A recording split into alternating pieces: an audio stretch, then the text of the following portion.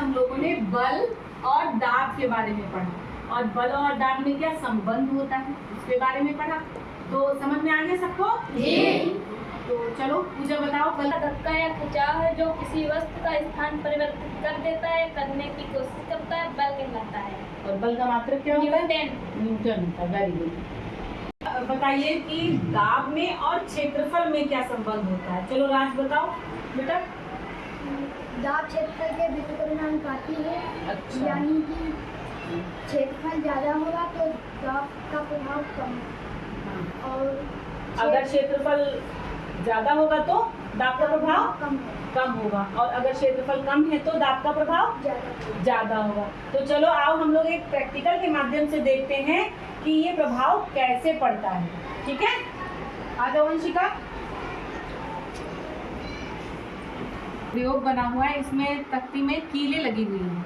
कील का एक सिरा गोल वाला है और एक सिरा नुकीला वाला है। नीचे हमारी गीली मिट्टी है। अब हम समान ऊंचाई से नीचे की तरफ इसको छोड़ेंगे तो देखेंगे क्या होता है।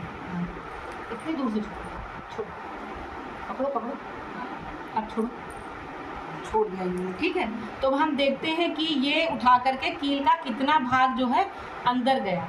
ये देखिए मिट्टी लगी है, यहाँ तक जो है कील अंदर मिट्टी में घुस गई है ना।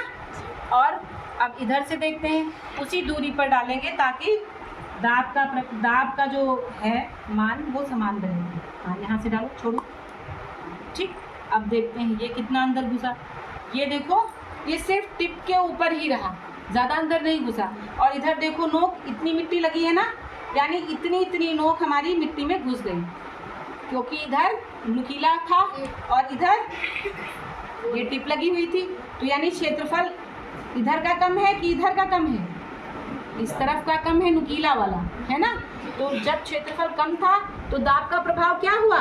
ज्यादा हुआ, तभी तो ये ज्यादा घुस गई है अंदर मिट्टी के। और जिस तरफ क्षेत्रफल ज्यादा था उधर दाब का प्रभाव कम पड़ा। तो समझ में सबको आ गया किस तरीके से दाब का प्रभाव पड़ता है क्षेत्रफल के अनुसार?